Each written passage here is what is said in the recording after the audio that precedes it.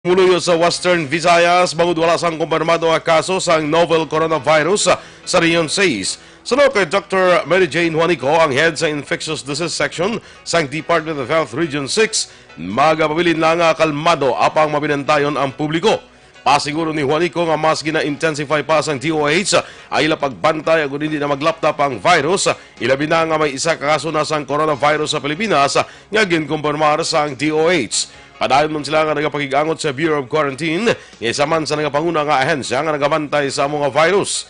Palayag ni Juanico, bangod nga wala pa sa travel ban sa Pilipinas, maproteksyonan ang kaugalingon paagi sa pag-inom sang madamo nga tubig, permigid magpanghinaw sang kamot, ipatuman ang cough etiquette kag magkaon sang masustansya nga pagkaon. Nagapabilin man sa cold white status ang tanan nga medical personnel, sa din dapat handa sa tanan nga oras, ilabi na ka kung may persona nga magpalapit kag mangayo sang bulig nga mayara sang flu-like symptoms. Patag ni Juanico, hindi tanan nga nagahilanat ubo kag sipon ang nakaangko na sang coronavirus.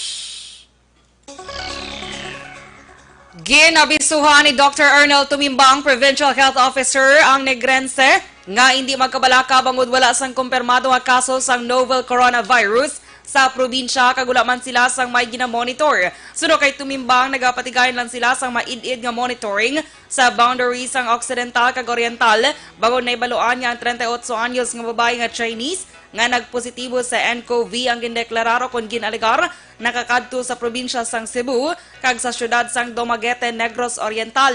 Inaman ginapabaskog ang surveillance kag monitoring sa tuyo nga may baluan kon mayara sang individual nga nagasulod sa probinsya nga naghalin sa lugar kundi inapektado sang nCoV.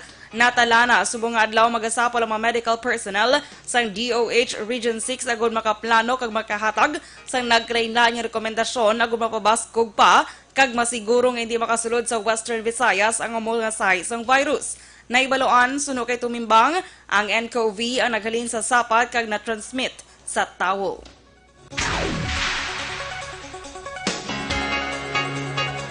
Nagpatuma naman sang suspensyon sang klase ang apat ka mabulutuan sa Aklan bangod malapit rin sa quarantine area.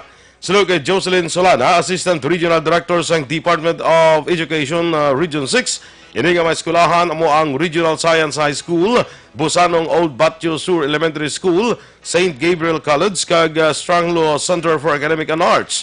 Naibaluan ang apat ka mabulutuan ang malapit sa Camagnot Training Memorial Center. Sa din may 11 ka mga persona nga gina-quarantine bangod ginaobserbahan kung nakaangkon sang nCoV.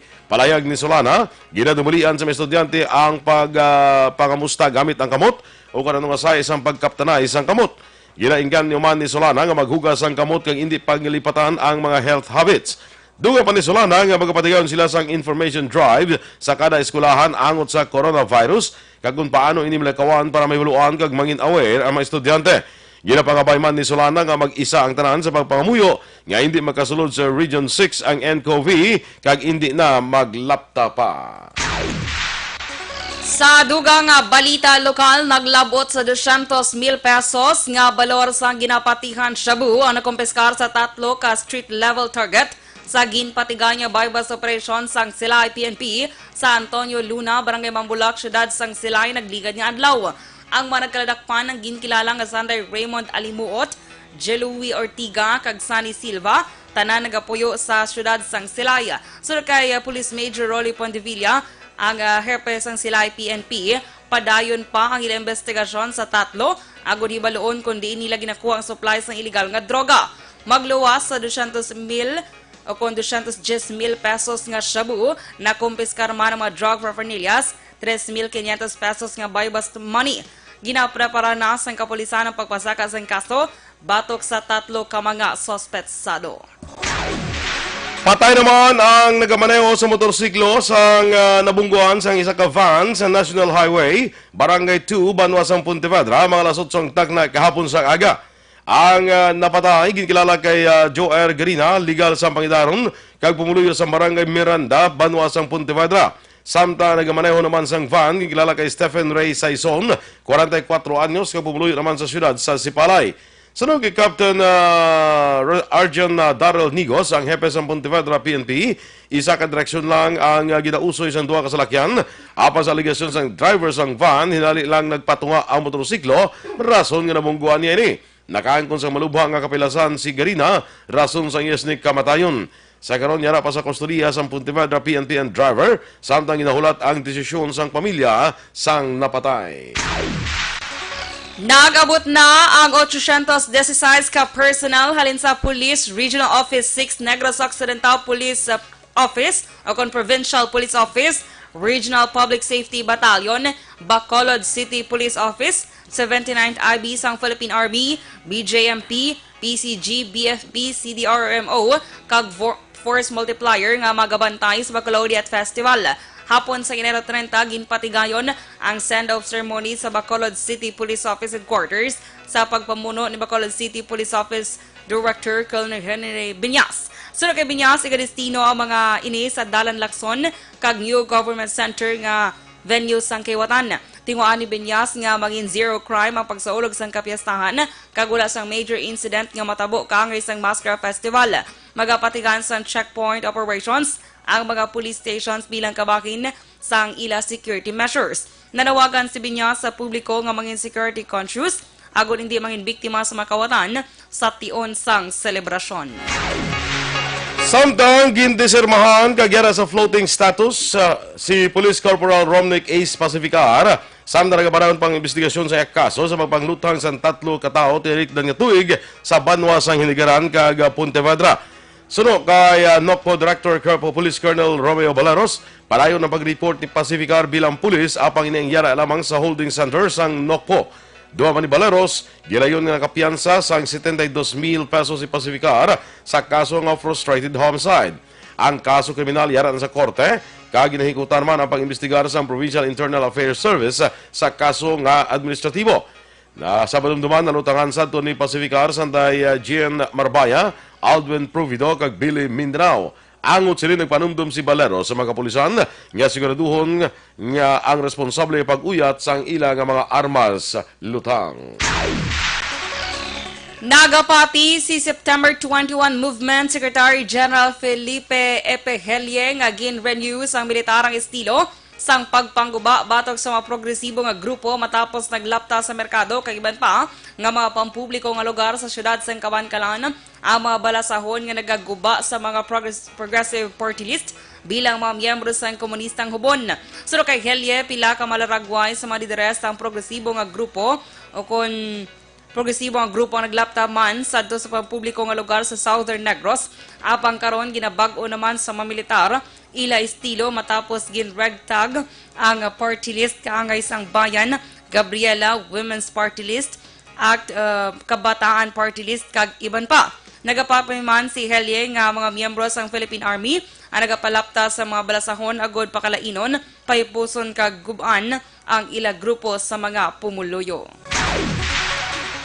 Nagpasiguro naman si NOCPO Director Police Colonel Romeo Balaros nga nagapatigayon sang Visibility Patrol ang kapulisan. Suno kay Balaros, pirmi nga makita ng patrol sakay ang kapulisan sa mga lugar nga may madamo sang tao agon matahap sa paghimo sang krimen.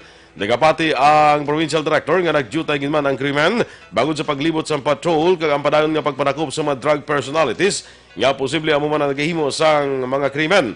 Aminado si Balaros nga kulang ang kapulisan sa din 1:1,200 ang ratio kung isa ka pulis sa kada 1,200 ka mga residente. Nagalaom si Balaros nga mag-abot ang tiyon nga matuman ang ginatawag zero crime incident. Una din naghinyo si Governor Eugenio Jose Lacson sa mga kapulisan sa pagpatuman kag pamakuron pagid ang police visibility. Action Radio Philippines Standard Time las 6:15 sa mga nagproblema naman sa mabukol nga nagatubo sa inyong lawas sis manakon tumor hindi na pagpadugaya hindi pagpabayi para hindi na magmalignant maginom na sang Santon Plus Herbal Capsule sunong sa mga eksperto ang Santon Plus Herbal Capsule makatunaw sa mga breast cyst, myoma, bukol sa ovary, bukol sa maga, goiter kag iban pa. Ginapuligan pa sa Santon Plus Herbal Capsule ang inyong lawas para nga hindi matubuan sa mabukol, cyst kag iban pa nga mga balatian. Santon Plus Herbal Capsule, garantisado may alibyo. Mabakal sa mga butika, tag 12 pesos lang. Bisitahin man ang Alternative Medicine and Wellness Center sa Medala Nernais at tubalan sang gate sa Paglaom Sports Complex. Tabuk sila yara dira ang Pambansaang Alternative Medicine and Wellness Center. Pangitalang si Dr. Mel Uy para sa libre nga check-up. Kag ang Santon Plus Herbal Capsule, pwede na ninyo ma-order kag ma-deliver sa inyo balay. Paagi sa online o kung sa www.kalusuganyan.ph o magbisita lang sa Kalusuganyan Facebook page.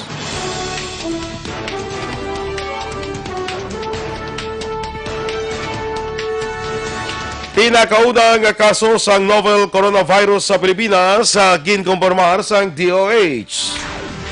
Samtang mga residente nga pilit nagabalik sa danger zone sa Taal, liwat ginpahalin sang Philippine Coast Guard. Ang mga balita nasyonal sa magbalik sang Aksyon Balitang Bayan numero 1.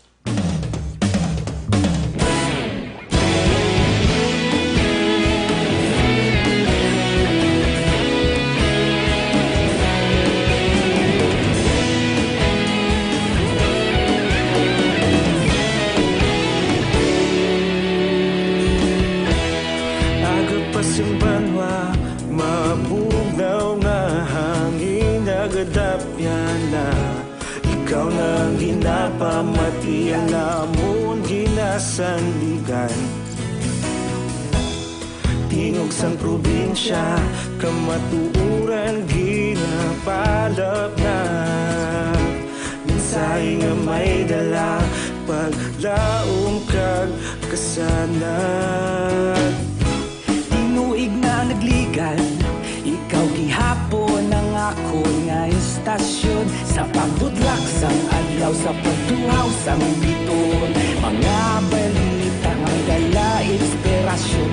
Aksyon radyo, bakolod man sa gihapon. Patayon aksyon radyo, bakolod saludo sa imo.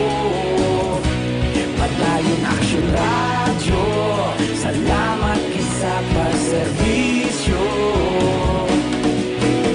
Patas kag balanse, matuod ng mensahe, wala sang ginadampingan. Padayon Aksyon Radyo.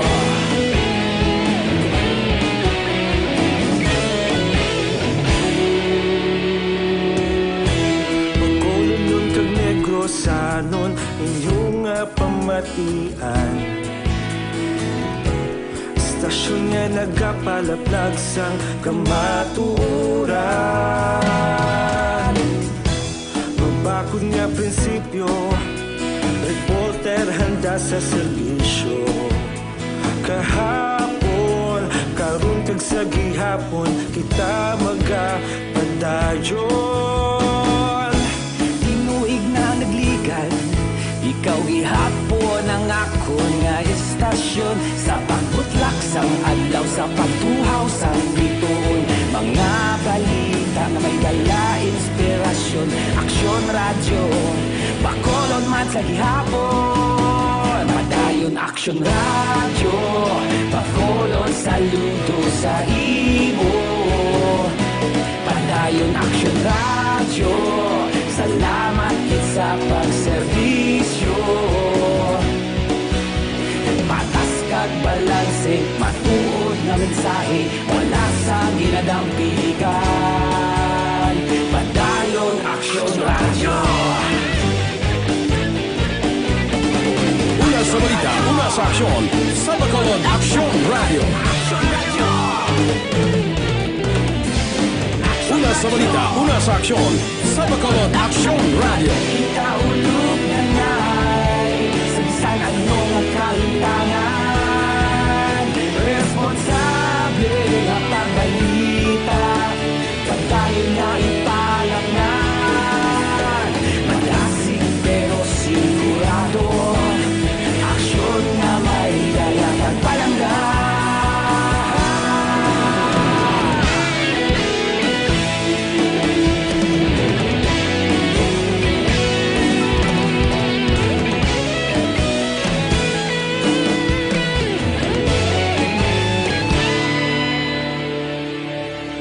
Padayon Aksyon Radyo, bakolod saludo sa imo. Padayon Aksyon Radyo, salamat gid sa pagserbisyo. Padayon Aksyon Radyo,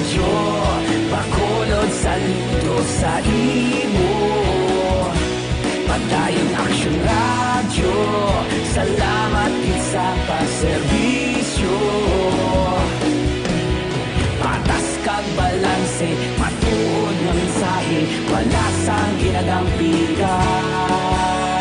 Padayon Aksyon Radyo.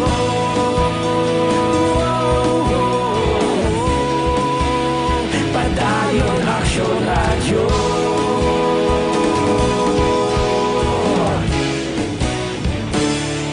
Padayon Aksyon Radyo.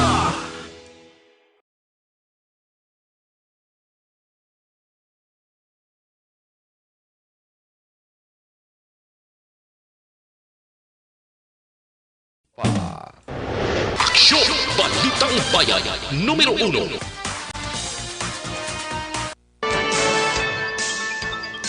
Action Radio Philippines Standard Time, lasay sa 22, detalye na sang mga balita nasyonal. Ginkumpirmar sang Department of Health nga may isa na ka-positibo nga kaso sang novel coronavirus sa Pilipinas. Sa press conference kahapon Enero 30, ginpahayag ni Health Secretary Francisco Duque III nga positibo ang 38 anyos nga babae nga Chinese national nga gikan sa Wuhan City sa coronavirus. Ang ining Chinese national ang nagabot sa Pilipinas sa tong Enero 21 kag gin-admit sa isa ka government hospital sa Pungsod sa tong Enero 25 matapos naka-eksperyensya sang mild cough. Ang pasyente ang asymptomatic kung wala sang senyales nga nagahilanat. Sunod kay Duque, ang Bureau of Quarantine ay nagapabilin nga yara sa high alert kaya nagapag-iangot man sa mga otoridad sa tanan nga puerto para sa stricto nga surveillance. Ang DOH ay may na-record nga 29 ka mga persona nga ginpaidalom sa investigasyon, 18 ang yara sa Metro Manila, 4 sa Central Visayas, 3 sa Western Visayas, 1 sa Mimaropa, 1 sa Eastern Visayas, kag 1 sa Northern Mindanao, kag 1 sa Davao. Nagpasiguro ang DOH sa publiko nga ginahimo nilang tanan nga precautionary measures para mauntat ang paglaptas ang balatian sa pungsod. Ginmando ni Cebu Governor Gwendolyn Garcia nga ipaidalom sa 14 days nga mandatory quarantine ang tanan nga pasahero nga mag-aabot sa Mactan Cebu International Airport nga naghalin sa China.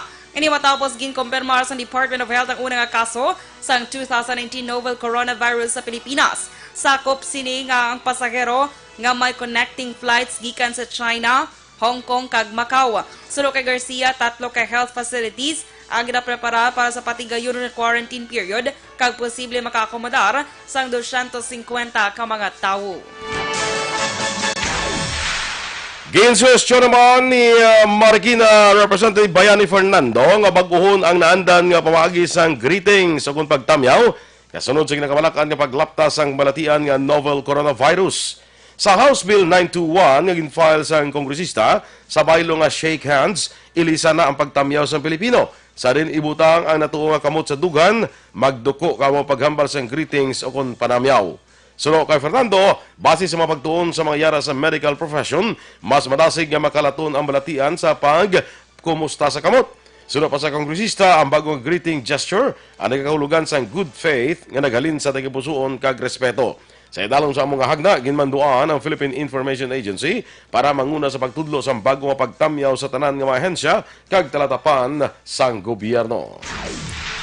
Maghatag naman ang lokal nga panguluhan sang Manila sang face mask sa mga estudyante sa among nga lugar. Kasunod ni sang kumpirmasyon sa Department of Health sang unang nga kaso sang novel coronavirus sa Pilipinas. Sunod sa Manila Public Information Office ug PIO, ipanagtag ang face mask sa bulubanta 300,000 ka mga estudyante sa mga pampubliko nga bulutuhan sa Manila. Umpisa nila nga i-distribute sa Enero 31 kung subong adlaw sa pagpanguna man sang alkalde nga si Mayor Isko Moreno. Aprobado sa ikatatlo kagatapusan nga pagbasa sa Kamara ang hagna nga nagahatag sang puder sa Department of Health nga magtalana ka mag-aproba sang bed capacity kag service capability sa tanan nga ospital sang gobyerno. Sa boto nga 213 ang ipasar sang kongresista ang House Bill 5673 ug ang hagna nga DOH Hospital Bed Capacity and Service Rationalization Act. Tuyo sang hagna nga mapadasig ang proseso sa paghatag sang dekalidad nga serbisyo sa mga Pilipino sa pagpanugot sa DOH nga mag-adjust kapag aproba sang bed capacity sa mga ospital. Gin-require lamang ang ahensya nga magsumeter sa report sa Senado kag Kamara angot sa mga ginaprubahan nga bed capacity sa mga ospital. Ginpaatag naman ni House Committee on Health Chairperson Angelina Tan nga sa karon ginapanugutan lamang ang DOH sa ospital nga magdugang sang bed capacity paagi sa layi nga ipasar sa Kongreso. Naglambot naman sa 70 ang mga ospital nga ginapamunuan sa DOH, sa din 51 diri ang General Hospital, samtang 19 naman ang specialty hospitals. Sa iba niya, balita national, gin-evacuate sa Philippine Coast Guard ang mga residente nga nadiskubrihan nagbalik sa mga lugar nga ginsira sa gobyerno bungo sa kataragman nga ituga sa ilang kabuhi. Ini kasunod sa ginpatigan inspeksyon ni Commodore Artemio Abu PCG Task Force Taal sa mga buoy marker nga ginbutang sa 7-kilometer radius danger zone sa Taal Lake. Sa mga inspeksyon nakitaan ni Abu ang mga residente nga nakasulod sa isla sa Piak sang deklarasyon nga total lockdown. Ginistorya ni Abo residente angot sa katalagman sang pagtiner sa isla kag ginengganyo nga magbiya kag magsunod sa safety measures, labi pa nga nagapabilin sa gihapon sa alert level 3 ang seismic activity sang Taal Volcano. Naglambot sa 2.7 milyones pesos nga balor sa ginasospetsuhan Shabu ang narecover sa duha ka menor de edad sa barangay Tangos, siyudad sang Navotas. Sa report, ang duha ang lunsay mga estudyante, isa ka 16 anyos nga lalaki, kag isa ka 14 anyos nga babae. Na-recover sa kapulisan ang 404 gramos ng suspected shabu nga nabutang sa dako nga plastic. Nagapatigayon sa operasyon operatiba batok sa suspected drug personality sa lugar sang matsimpuan ang duha ka menor de edad. Samtang sa syudad naman sa Caloocan, nakuha man ang 4.6 milyones pesos nga balor siyang shabu.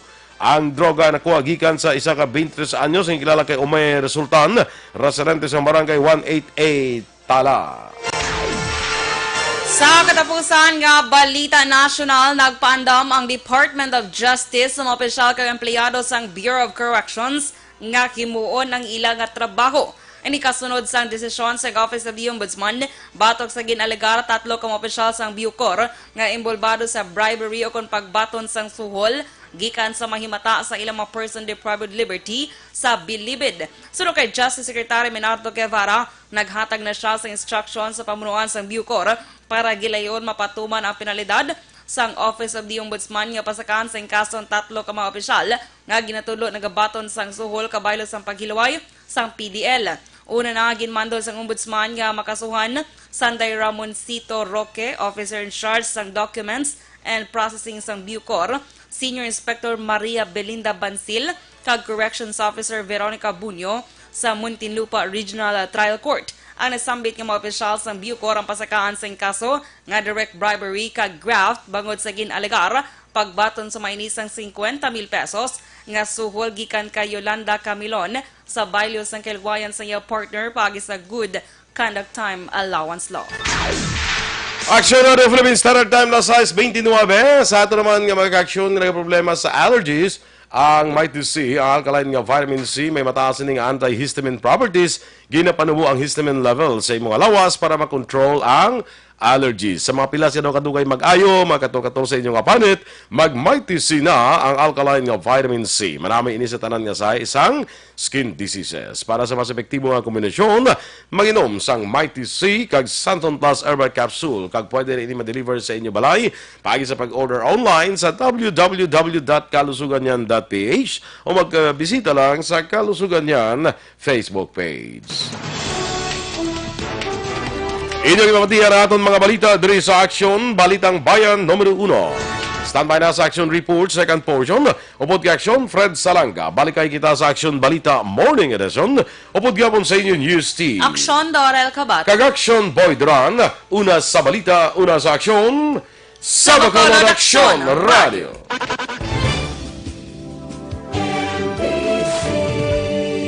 Manila Broadcasting Company. Sa balita, komentaryo, isyu, serbisyo publiko. Aksyon Radio! Sa Bacolod, Aksyon Radio! Aksyon Radio!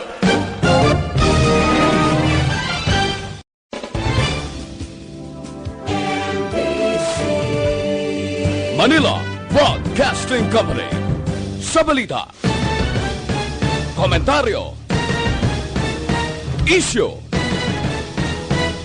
Serbisyo publiko. Sa Bacolod, Aksyon Radio.